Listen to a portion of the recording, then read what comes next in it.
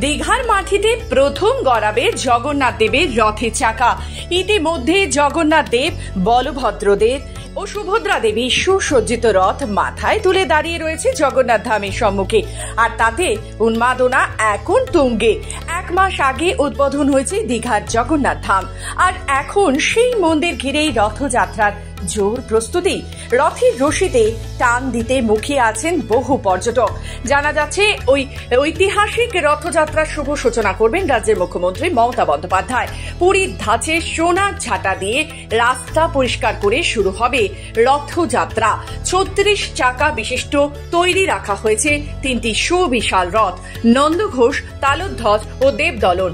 হাজার হাজার পুণ্যার্থী ও পর্যটকদের ভিড় সামলাতে নিরাপত্তা ও পরিকাঠামো উন্নয়ন চলছে জোর কদমে। দীঘা জগন্নাথ মন্দিরে এবার নতুন উৎসব রথযাত্রা। সেই রথযাত্রাকে কেন্দ্র করে সাজো সাজো রথ। একদিকে দীঘা জগন্নাথ মন্দির উদ্বোধন হয়েছে মুখ্যমন্ত্রী মমতা বন্দ্যোপাধ্যায়ের হাত ধরে। সেই জগন্নাথ মন্দিরে এবার প্রথমবারের জন্য দীঘা সৈকত শহরে রথের চাকা গড়াবে। মুখ্যমন্ত্রী মমতা বন্দ্যোপাধ্যায়ের আসার কথা রয়েছে।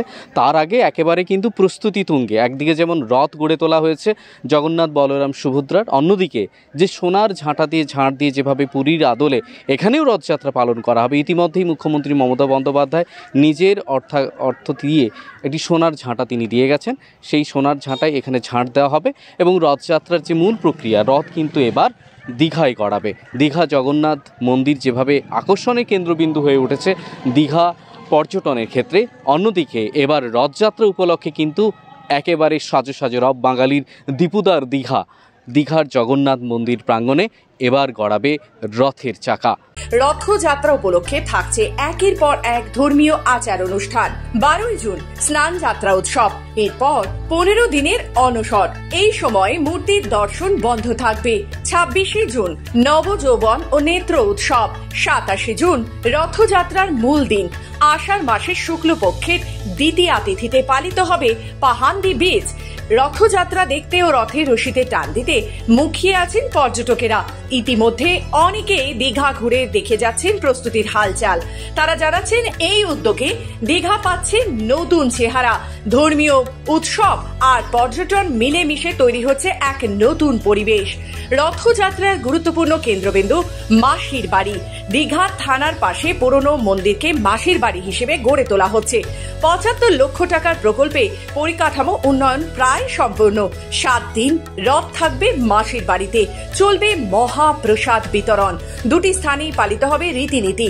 মাসির বাড়িতে যাবে রথের নিম কাঠের মূর্তি, আর মূল মন্দিরে থাকবে পাথরের বিগ্রহ।